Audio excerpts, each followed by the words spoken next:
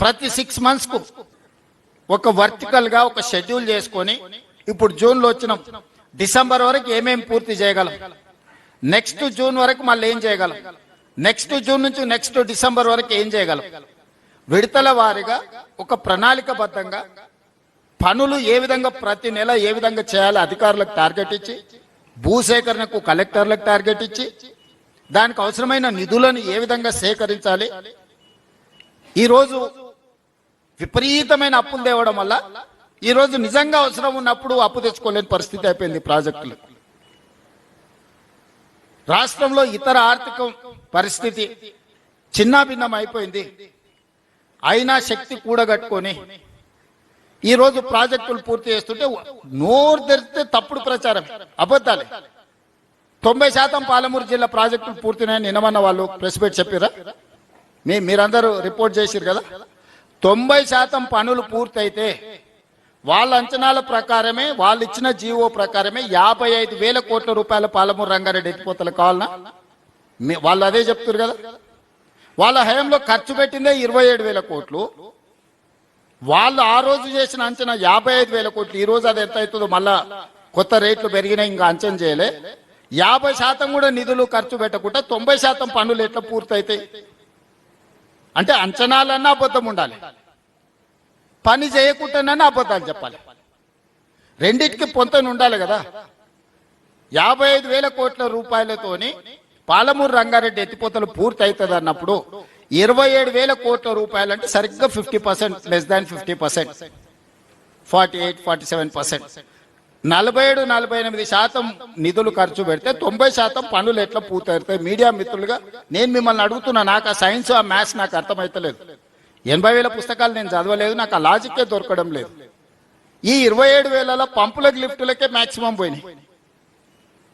పంపులు లిఫ్టులు మీరు ఇల్లు కట్టుకుంటే మొత్తం కరెంట్ వైర్లు, మీటర్లు, సామాన్లు కొనుక్కుంటే, గోడలు కట్టకుంటే, స్లాబ్ వేయకుంటే, కరెంట్ వైర్లు కొనుక్కొని ఇంట్లో లైట్లు వెలుగుతాయా?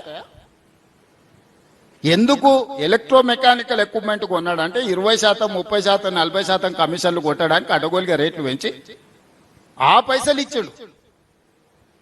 సివిల్ వర్కులకు ఇయ్యలే, భూసేకరణకి ఇయ్యలే. ఏ ప్రాజెక్ట్ కట్టాల, మీరు ఇల్లు కట్టుకోవాలనుకుంటే కూడా ఫస్ట్ ప్లాట్ కొనుక్కుంటారు. అవునా? ప్లాట్ కొనుక్కున్న తర్వాత దానికి డ్రాయింగ్స్ చేపిస్తారు, డ్రాయింగ్స్ తర్వాత సివిల్ వర్కులు చేస్తారు, సివిల్ వర్కుల తర్వాత ఎలక్ట్రికల్ వర్కులు చేస్తారు. ఈ రోజు ఆయన ఎట్లా పడితే అట్లా చేసి ఏది పడితే అది మాట్లాడి ఉన్నదంతా ఊడ్చుకపోయి దోసుకపోయి ఈరోజు మమ్మల్ని ఏదో దోషులుగా నిలబెడుతున్నామని భ్రమలలో ఉన్నారు. ఎవరంత అమాయకులు లేరు. ఏ ఊరికి ఆ ఊరికి తెలిసి ఆ ఊరిలో పని ఏమైతే. ఇప్పుడు కొల్లాపూర్ పోయినాం, చిన్న పిల్లగాన్ని అడిగినా చెప్తుండే ఏం జరిగిందో. వనపర్తి ఏరియాకు పోయినాం, నాగర్ కర్నూలు ఏరియాకు వచ్చినాం, ఇప్పుడు దేవరకద్ర ప్రాంతానికి వచ్చినాం, రేపు జడ్చర్లకు పోతాం. లోకల్గా ఉన్న వాళ్ళకి అర్థమవుతుంది కదా ఈయన ఏం చేసిండు, ఏం చేయలేదు, నిధులు ఇచ్చిండా ఇయ్యలేదా. అందుకే ఈరోజు పాలమూరు జిల్లాలో పెండింగ్ ఉన్న ప్రతి ప్రాజెక్టుని యుద్ధ ప్రాతిపదికన పూర్తి చేయడానికి అవసరమైన నిధులను ఏర్పాటు చేసుకోవడానికి, సేకరించడానికి ఒక పక్కా కార్యాచరణ కోసం క్షేత్రస్థాయిలో పర్యటన చేస్తున్నాము. ఎక్కడైనా అధికారులు ఏదైనా విషయాలలో అటు ఇటుగా చెప్తే కూడా దాన్ని అర్థం చేసుకోవడం కోసం ప్రతిదీ ఈరోజు తిరిగి చూసుకుంటూ వచ్చి ఈ జిల్లాకు 26 లక్షల ఎకరాల నీళ్లు ఇవ్వడానికి అవసరమైన పనులను, నిధులను సంపూర్ణంగా సమకూర్చడానికి ఈ 2 రోజులు పని చేసినాము. ఈ 2 రోజులు తిరుగుతున్నాం. రాబోయే రోజుల్లో ఇంకా వేగంగా భూసేకరణ చేస్తాం, పనులను చేస్తాం, అవసరమైన నిధులను విడుదల చేస్తాం. మీడియా మిత్రులకు కూడా నా సూచన, భూసేకరణ విషయంలో మీరు దయచేసి సహకరించండి. భూసేకరణ జరగకుండా ఈ పనులు పూర్తి కావు. భూసేకరణకు సంబంధించి రూపాయి ఎక్కువైనా ఇచ్చి వాళ్ళ సమస్యలను పరిష్కరించే పని మీద ఉన్నాము. అందుకే నిన్నమన్న మొదటి ప్రాధాన్యత కింద భూసేకరణకే మొట్టమొదటి నిధులన్నీ విడుదల చేస్తున్నాం. ఇంకొక 4,000 ఎకరాల భూమి సేకరణ చేసేది ఉంది. ఈ 4,000 ఎకరాల భూసేకరణలో మీడియా మిత్రులుగా మీరు సహకరించండి. ఈ రోజు మనం ఈ పనులు చేసుకోకపోతే ఇంకెప్పటికీ చేసుకోలేము. ఈ రోజు మన చేతులనే అధికారం ఉండి, మనమే నిర్ణయాలు తీసుకోగలిగి ఉండి, మనమే నిధులను తెచ్చుకోగలిగి ఉన్నప్పుడు కూడా మనం ఈ పనులను పూర్తి చేసుకోకపోతే చరిత్ర మనల్ని క్షమించదు. నేను సంపూర్ణంగా కట్టుబడి ఉన్నా. ఈ జిల్లా ప్రాజెక్టులను అన్నిటిని పూర్తి చేయడమే కాకుండా ఈరోజు ప్రాజెక్టులు కట్టుకుంటే సరిపోదు, నీళ్లు నింపడానికి రిజర్వాయర్లు కూడా ఉండాలి. జూరాల 17.84 టీఎంసీల కెపాసిటీ ఉంటే ఈరోజు జూరాలలో నీటి నిల్వ 9 టీఎంసీ, దాదాపుగా 8.5-9 టీఎంసీలు ఆడ లేనేలేదు. మనం ఆ పక్కన గూడెం తోటిలో 15 టీఎంసీలు రిజర్వాయర్లో నీళ్లు నింపుకుంటే జూరాలలో నీళ్లు లేనప్పుడు దాని కింద ఆయకట్టుకు అవసరమైతే ఇక్కడ నుంచి అక్కడ మళ్ళీ నీళ్లు విడుదల చేసుకోవడానికి అవకాశం ఉంది. తుమ్మిల పూర్తి చేసుకుంటే అక్కడ రిజర్వాయర్ లేదు. రాబోయే రోజుల్లో ఎక్కడికక్కడ ఎక్కడ అవకాశం ఉన్నా తక్కువ భూసేకరణ, ఎక్కువ నీళ్లు నిల్వ చేసుకోవడానికి అవకాశం ఉందో ఆ పనులన్నీ పూర్తి చేసుకుంటాం. కర్ణాటక రాష్ట్రం బ్రిడ్జ్ కమ్ బ్యారేజీలు కట్టి కృష్ణా మీద, భీమా మీద చిన్న చిన్న బ్రిడ్జ్ కమ్ బ్యారేజీలు కట్టుకుంటే దాదాపుగా వాళ్ళు ఒక 100 టీఎంసీల నీళ్లు నిలబెట్టుకునే పరిస్థితి వచ్చింది. నిన్న మిత్రుడు సిఆర్ గారు, మేము కర్ణాటక మంత్రి భోజరాజ్ గారిని అందరినీ తీసుకొని ఈ సరిహద్దు మనకు కర్ణాటకకు ఈ బ్రిడ్జ్ కమ్ బ్యారేజీలు కట్టుకుంటే మనకు నీళ్లు నింపుకోవడమే కాకుండా గ్రౌండ్ వాటర్ పెరుగుతుంది. అత్యవసర సమయాలలో తాగునీరు కోసం మనం కర్ణాటకకి వెళ్ళి అడుక్కోవాల్సి వస్తుంది ఒకసారి నీటి కొరత ఏర్పడ్డప్పుడు. అందుకే ఈ బ్రిడ్జ్ కమ్ బ్యారేజీలు కట్టుకుంటే ప్రయోజనం ఉంటుందని దాని మీద కూడా ఈరోజు స్టడీ చేస్తున్నాం.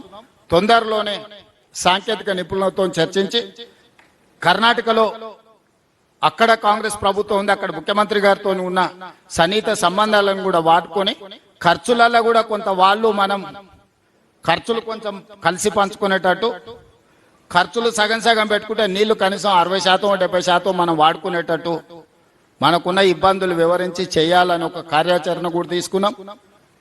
అదేవిధంగా రిజర్వాయర్లు ఇప్పుడు ఆగిపోయిన పనులను పునరుద్ధరించి ఆ రోజు అడగోలుగా అంచనాలు వేసుకొని ఎట్లా పడితే అట్లా వేసి ఇప్పుడు నిజంగా కాంట్రాక్టర్లకు ఇవ్వాల్సి వచ్చినప్పటికీ మొత్తం పనుల స్వరూపమే మారిపోయింది. అందుకే పనుల ఈ రోజు వాస్తవ పరిస్థితులు ఏ విధంగా ఉన్నాయో దాని ప్రకారం అంచనాలు తయారు చేసుకొని వీటన్నిటిని కూడా పూర్తి చేయడానికి ఈరోజు కార్యాచరణ తీసుకున్నాం. మీరు అందరూ కూడా సహకరించి మన జిల్లాను మనం అభివృద్ధి చేసుకుందాము. ఇంత మంచి అవకాశం మళ్ళీ మనకు రాదు. అందుకే ఈ వేదిక మీద నుంచి మీ అందరికి మనలో చిన్న చిన్న విభేదాలు ఉండొచ్చు, మనస్పర్ధలు ఉండొచ్చు, ఆలోచన విధానంలో వేరు ఉండొచ్చు, కానీ జిల్లా అభివృద్ధి విషయంలో మనందరం ఒక్కటిగా ఉండాలి. దయచేసి బీఆర్ఎస్ నాయకులు చెప్పుకునే వాళ్ళందరికీ నా సూచన ఒక్కటే, మీరు ఏం సాయం చేయద్దా, మీరు మాట్లాడుకుంటుంటే చాలు. మీరు చేయగలిగిన పెద్ద సాయం కేసీఆర్కు ఊడిగడం చేయడం ఆపురు. ఆఖరి 6 నెలలు ఎన్నికలు వచ్చినప్పుడు చూద్దాం ఎవరు ఎట్లుంటారో, ఎవరు ఏమవుతారో, జిల్లా ఎవరి పక్షాన నిలబడుతుందో, ఇక్కడ రైతులు ఎవరితో ఉంటారో, విద్యార్థులు ఎవరితో ఉంటారో, ఈ జిల్లా ఎవరికి అండగా నిలబడుతో ఆ రోజు తేలుతాం. ఓ 2 సంవత్సరాలు కొంచెం మర్యాదగా ఉండడం నేర్చుకోండి అని చెప్పి ఏది పడితే అది మాట్లాడి పనులు జరగకుండా, భూసేకరణ జరగకుండా కాళ్ళలో కట్టెబెట్టే పనులను జిల్లా బీఆర్ఎస్ నాయకులు చేయొద్దని ఈ వేదిక మీద నుంచి వాళ్ళందరికీ నేను విజ్ఞప్తి చేస్తున్నా.